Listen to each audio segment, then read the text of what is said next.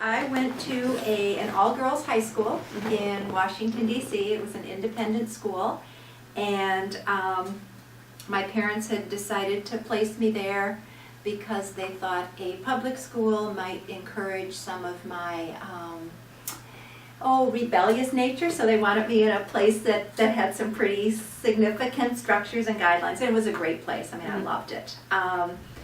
In high school, I was involved in a number of things. I was involved in some theater productions. I played field hockey. I was a cheerleader, and yes, that was weird at an all-girls school, but I was.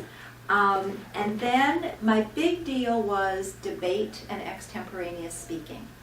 And I did that for 4 years, and extemp speaking is you're given a topic, and you're given a few minutes to prepare, and then you stand up. And I loved that. I received lots of awards for that, and the same with debate. And so one of my interesting stories about debate, it was fun because we debated, all the other private schools in the area, and at that time there were mostly boys' schools and girls' schools, so it was like a social event as well, when you went to the debate tournaments on Saturday.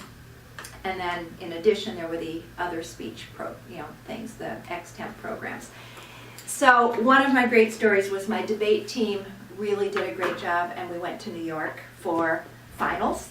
So exciting. We rode the bus to New York. It was a huge deal. And we stayed in downtown Manhattan. And the day of the debate tournament, I woke up and I had no voice. Nothing. I was whispering like this. And the debate coach was like, "Oh my gosh, you poor thing. What are we going to do?" And it might have had to do with the fact that after we were put in our rooms the night before, several of us left our rooms and went out to explore Manhattan a little bit. And I think I probably got a cold of some sort, but I went through the entire debate tournament that day with no voice, with laryngitis.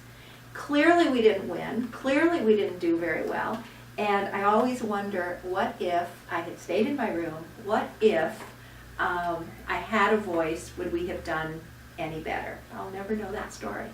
So that was one. But debate and extemp were a huge part of my life. I mean, I think I started in 9th grade and kind of worked my way up, and we did a nice job. And our coach actually was from St. Paul, Minnesota. I had never heard of St. Paul, and she went to St. Kate's. I had never heard of that school, and here I am working right down the street from us. She was very, very strict. And I don't think she ever realized that we had left the hotel that night.